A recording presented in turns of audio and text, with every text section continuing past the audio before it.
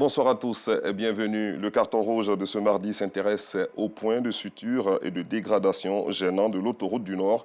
Impossible de circuler sur ce axe sans payer le passage aux postes à péage qui sont passés de 2 à 4 pour atteindre la ville de Bouaké.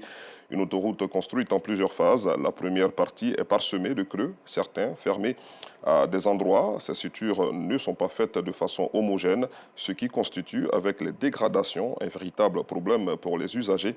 Conséquence donc de ces points gênants, les accidents et autres pannes sur cette grande voie sans cabine téléphonique de secours. Une situation pointée du doigt par la rédaction de RTI2 à travers le reportage de Théodore Zouzou, commenté par Kone, par Gassoro de Madongui. Rendez-vous donc tout à l'heure. Un autre constat à présent, celui relatif à l'état du matériel didactique dans les écoles. Et c'est une véritable équation à résoudre dans des établissements publics où ce matériel est presque inexistant. Un problème pour les apprenants, les enseignants et les responsables. Notre reporter Clarisse Cagnala a visité des écoles de la commune de Yopougon.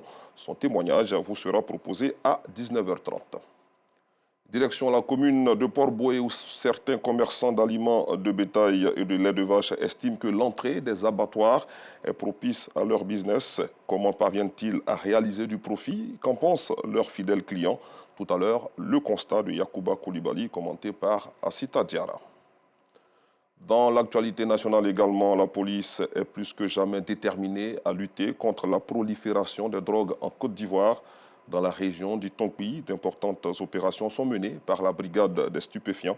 Des actions qui portent des fruits car 1400 tonnes de drogue et de produits de qualité inférieure et falsifiés, dont plus de 2000 plaquettes de tramadol ont été saisies à Mans. Des campagnes de sensibilisation viennent aussi renforcer les opérations de lutte contre la drogue et les stupéfiants. Les détails dans quelques instants avec Mamadou Kouassi.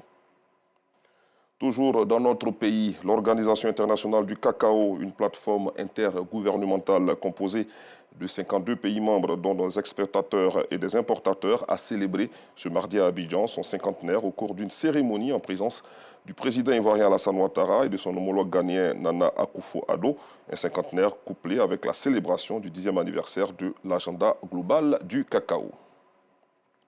De l'autre côté de la frontière est de la Côte d'Ivoire, des centaines de partisans de l'opposition au Ghana ont manifesté ce mardi dans les rues de la capitale Accra pour dénoncer une inflation galopante et un chômage de masse, conséquence selon eux des politiques du gouvernement et de la Banque centrale. Habillés en noir et rouge, les manifestants ont brandi des pancartes dénonçant la gestion du gouvernement ghanéen, pays ouest-africain anglophone qui traverse l'une de ses pires crises économiques depuis des années. Restons dans la sous-région pour dire que le procès historique du massacre du 28 septembre 2009 en Guinée est entré dans sa deuxième année ce mardi à Conakry où l'ex-dictateur Moussa Dadis Camara et 10 autres anciens responsables militaires et gouvernementaux répondent de leurs actes. Le procès ouvert à la date anniversaire du 28 septembre 2022 a repris après les vacances judiciaires avec la suite de l'audition des témoins. Avec beaucoup de plaisir, je vous retrouve à 19h30.